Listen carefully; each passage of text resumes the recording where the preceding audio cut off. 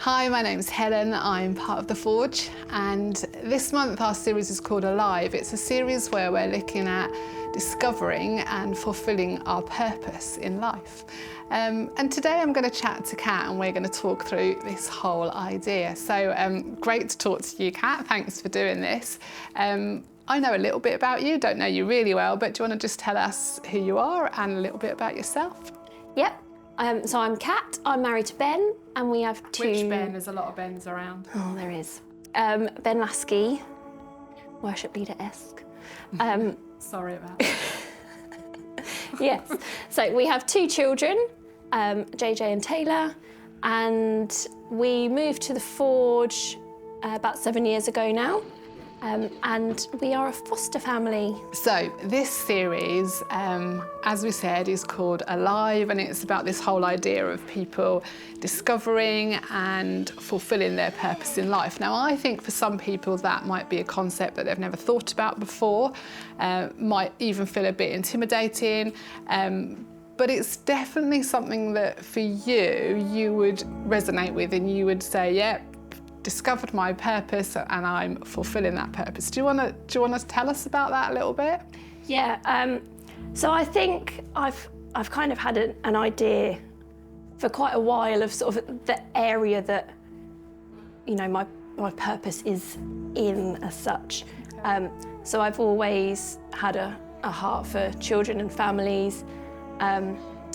But I think definitely within the last sort of year, 2 years since we've been pursuing the fostering, that has just felt completely different. And I think, yeah, that is really where I found what I feel, yeah, my purpose is. Okay, so it was this sort of bigger, wider concept at first that has kind of been really honed down to what you're doing now, which is fostering. Yeah, and so that gives you a real sense of like fulfilling that purpose. That's what you feel? Yeah. So I've worked with children for as long as I've not been in school, you know, like okay. I've always been involved with children.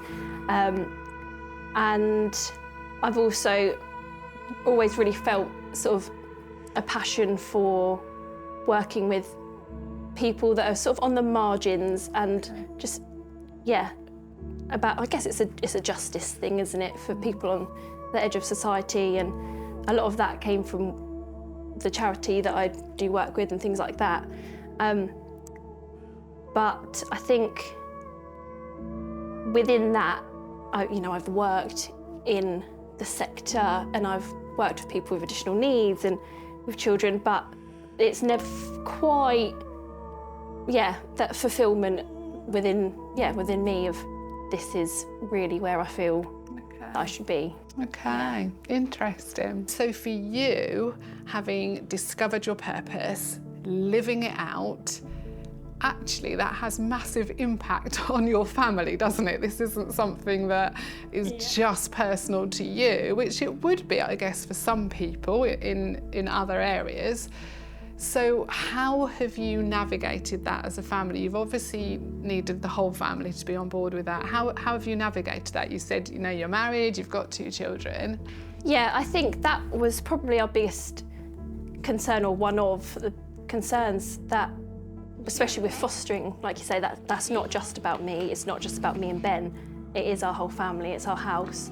And so it took a lot of preparation and discussions with the children and with each other of how we were going to work it out. And I mean, the kids have been incredible. They've been on board the whole time. And we, specifically to fostering, we're very careful about who we can offer a place to and what will work.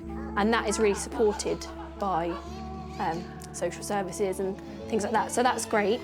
But I think it's just been incredible to see the children take that on as well, the role and the things, the nature and the care and love that they're giving, which is actually just an incredible part of it. It's not, you know, we're all called to love people, and seeing that in them is actually a brilliant thing. Absolutely, what a wonderful thing for your children to be, extending their own family and demonstrating that kind of generosity and love at such an early age. That's amazing. I guess for some people, perhaps not everybody, but for some people, they would talk about discovering their purpose and living it out and looking back and having some kind of transformational moment. You've talked about this being something that perhaps has, always been around, but would you say there was a moment or a motivation that really stood out to you in this whole process? Not in that sense, no, actually. I think it's so often that you hear stories from people about finding their purpose and finding their calling, and actually so I struggled with that when I was growing up in youth groups and things at church. You get the people come and speak to you about their transformational moment and this is when I heard. And so I would be there praying, like, come on, just tell me what it is. What am I doing? What do you want me to do? When are the lights going to flash? Yeah, like, I need to know because I'm a very organised, planned person, and if you just tell me what it is and I can go and do it and, we'll all be happy. And that didn't come, and that really stressed me out, to be honest. Like, I got quite cross at points of like, tell me what I'm meant to be doing. And he didn't. But actually, when I look back, every single thing that I've done has led me exactly to where I am. And I think my sort of shift in my thinking more so was that I was always, what am I meant to be doing? Tell me, rather than what is my purpose? Not my purpose, but what am I here to be doing for you or for others? And when I look back, it's all lined up and it all makes complete sense. Yeah. Whereas, I think a lot of the time people expect to have that moment. Yeah. And I mean, Ben had it. So my husband, Ben, so that was another pressure of like, well, he knows what he's doing. He's had that spotlight of, but it doesn't always happen like that. No, and I think that's probably really helpful for people to hear, that it's not always about that, moment, but often it is just a whole series of events and circumstance that lead up to that real kind of decision. So I know, and lots of people listening today will know that you're a Christian. And so can you talk about or tell us about the place that faith and relationship with God has had in all of this, understanding your purpose?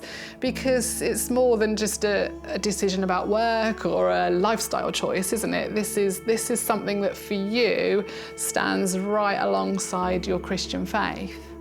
Yeah, I think this whole journey of me finding what I feel is my purpose is so much about a journey of faith.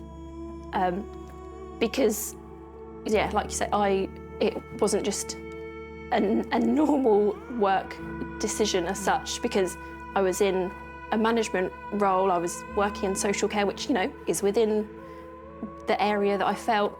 And actually, it was a huge faith thing to give that up, to go to a fostering where there isn't necessarily a consistent income and things like that. So, faith has been a massive part in it, because it wouldn't be an obvious decision for someone to make, if that makes sense. But also the whole deciding to do it. So probably 2 years ago, we went out to visit Cat and Finn in America, who are our friends that used to be part of the Forge. And we were out there and we were kind of, we've got this idea, we think that, we might want to start pursuing the fostering, and they prayed there with us about it. And we came back and we just started looking of how do we make this happen then? Because our house at the time, you have to have spare room, and that we didn't have that. And so, we left it really to God and prayed and said, look, this is what we think you're calling us to, but there's no there's no way practically that we can do it. And I think the day after we got back from our trip, Ben was just catching up with Steve and talking all of this through. And then the next day, Steve called us and said, somebody was chatting to me, you know, they've got a 4-bedroom house that they want, you know, to offer out to somebody. And would you be up for renting it? And we were like, yeah, absolutely. Like that could not have answered a prayer more. Yeah. Because as soon as we moved here, we could do exactly what we felt. And that was a huge, because we felt that was what we should be doing, and he provided, and he has in every step of the way. I guess so much of what you've shared with us today will really encourage people, and people perhaps are listening and it really resonates with them and they kind of identify with your story in their own personal way. For some people it might motivate them, it might make them really kind of think, I'm going to really seek out my own purpose, all of which is brilliant. I think there's the possibility as well that this can make people feel a bit disillusioned themselves if they don't know their purpose, or if they think they were pursuing their purpose and it just didn't work out. What would you say to those people that are struggling to know what God's purpose is for them in their lives? I would say I've definitely been there. As I mentioned earlier, it wasn't just a light bulb moment. So I would say just such a Christian thing, keep praying about it. I would say just stick in there, keep doing what you're doing. You know, we're all called to love God, to love other people. And I think as long as you're doing those things, you're not far wrong from what your purpose is. And just look at what it is that sets you on fire, what it is in your heart. And you may already be doing it and you just haven't realised. I think that's the big thing. It's not always some amazing thing that you're called to do. It can be a very normal, everyday thing that actually goes without all the flashy lights. I think that would be my advice. Yeah, really great. And it's been really great to talk to you. I think I was reading recently, and it was a quote from Mark Twain that said that 2 most important days in your lives are the day that you were born and the day that you discover the reason why. And so it's been great to talk to you today and just to understand, you know, your reason why and your purpose, and just to hear how you're living it out. So thank you so much for sharing it with us.